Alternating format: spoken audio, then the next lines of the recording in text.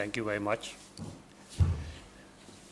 I feel like a batsman coming out to bat after Sachin Tendulkar had enthralled the crowd with his innings.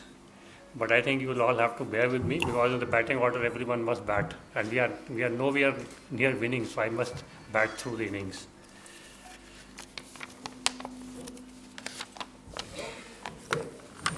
Respected senior retired members of IRAS family, serving IRAS officers present and their family members and Mr. Upadhyay.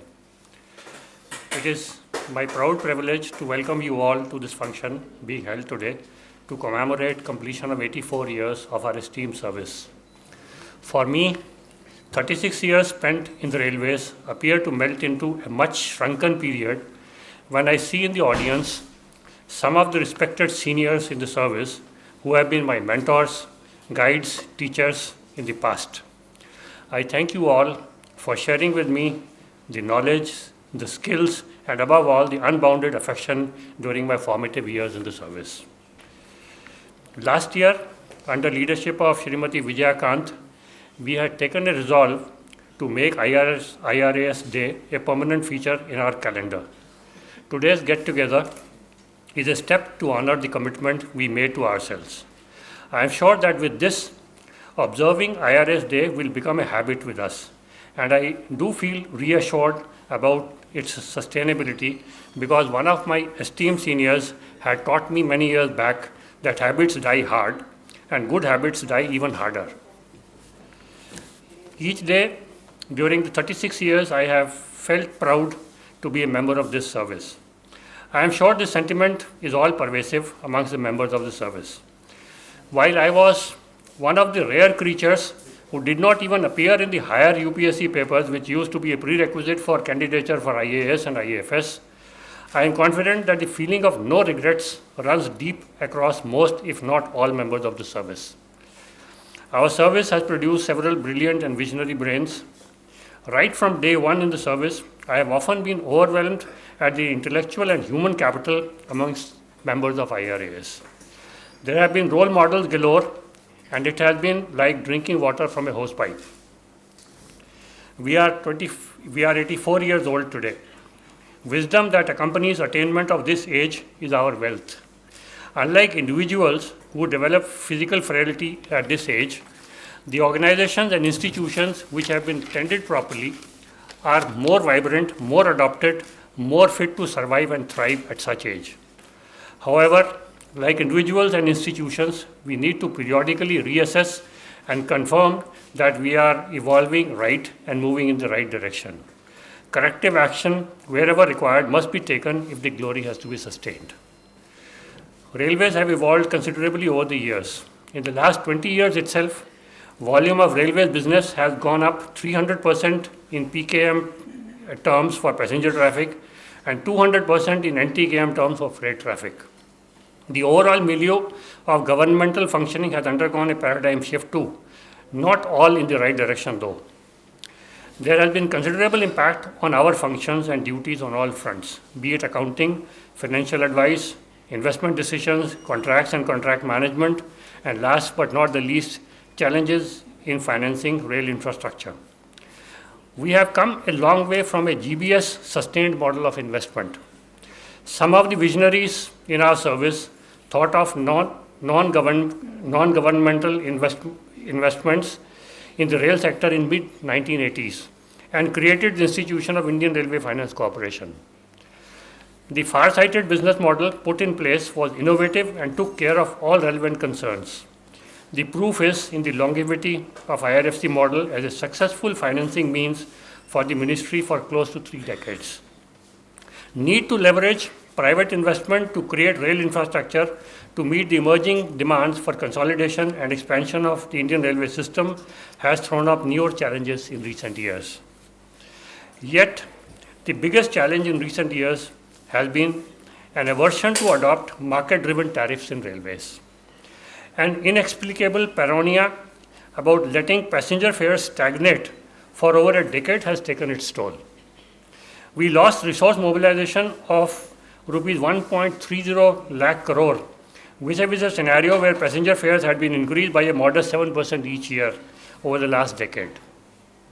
I am both happy and proud to state today that reversal of this undesirable trend in the last two railway budgets has been driven in no mean measure by the team of IRAS officers, ably led by my predecessor, Srimati Vijaya Kant.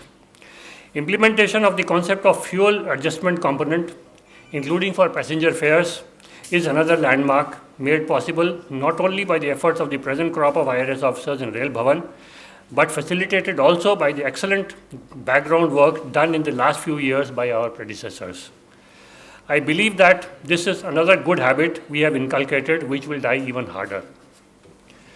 It is my firm belief that IRAS officers can play the rightful role in managing railway efficiently, if and only if the level of professional excellence is high.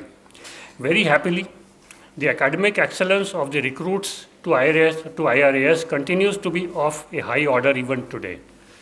Besides, we now have a fair mix of persons with qualifications such as MBA, Chartered Accountancy, Cost Accountancy, and the like joining the service. They are certainly better equipped to deal with the emerging challenges, and we need to channelize their expertise. Appropriate training inputs are required for any group of performance for any group to perform optimally and professionally over a sustained period of time. Having worked as Director Training in Government of India for a few years, I am quite conscious and convinced of the potential of this area. Happily enough, training of IRAS probationers is a lot better structured, need-based and systematic than before during our times. Besides the normal training inputs spanning career span of an officer, we have recognized the need for exposure of our officers to systems abroad. Advantages of an overseas training program transcend learning in the classroom, and such training provides valuable opportunity to experience firsthand the economic, social, and cultural aspects of those systems. Motivation, Philip, is enormous indeed. A specially customized training program for middle-level IRAS officers has been designed in the last year or so, and 4 groups comprising a total of about 100 officers have been exposed to training in European Business School in London and Paris. The focus of the training program is on areas of topical interest and importance in the area of finance and accounting. I am happy to share with you that this program has become a guiding benchmark which other services are now trying to replicate for their respective disciplines. Continuing the emphasis on training inputs to IRAS officers, we succeeded in initiating steps for setting up of a centralized training institution for IRAS officers through formal sanction of the institute in Hyderabad in the budget 2013-14. We plan to bring this up as a flagship training institution in railways, and necessary steps in this regard have already been taken.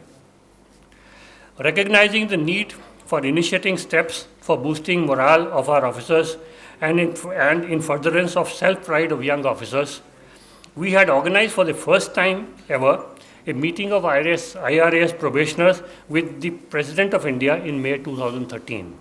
We do wish to make a habit of this as well. Dear friends, aspirations for career advancement of members of the service must be addressed. We are in advanced stage of formulating proposals for next round of cadre review for IRAS officers, and once approved and implemented, I am sure the just and legitimate expectations of our officers will be largely met. We are also making efforts to increase representation of IRAS on general posts in railways like ADRMs, DRMs, and general managers.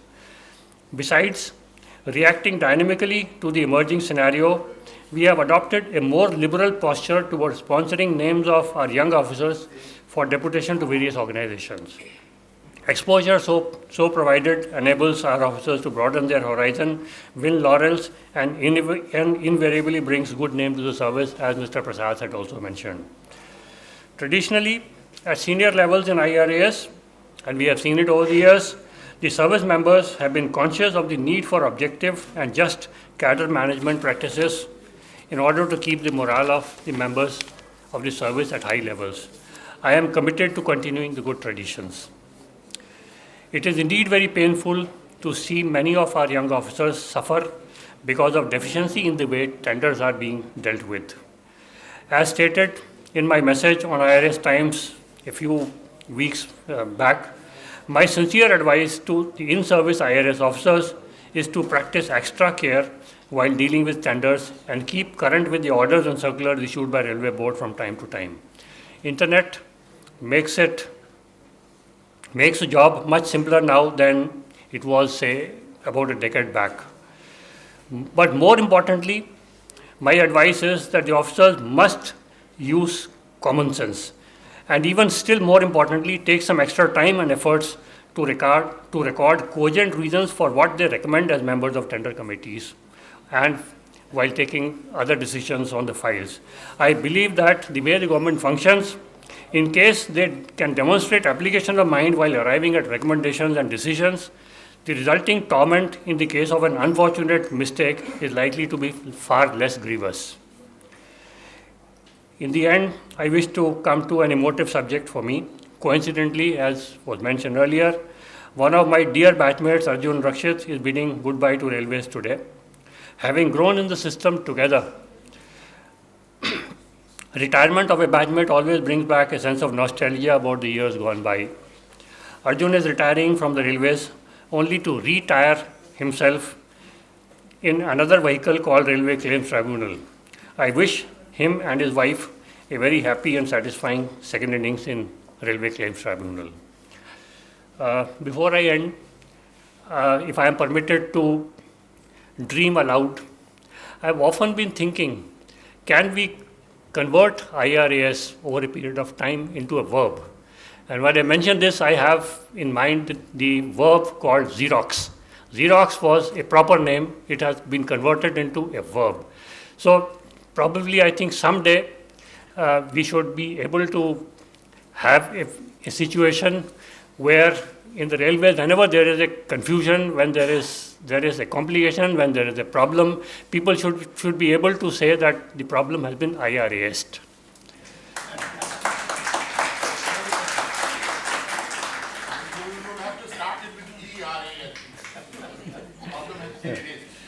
With these words, I once again welcome you all and express my heartfelt gratitude, particularly to the retired senior colleagues for making it to the occasion and turning the event into a success. Thank you very much.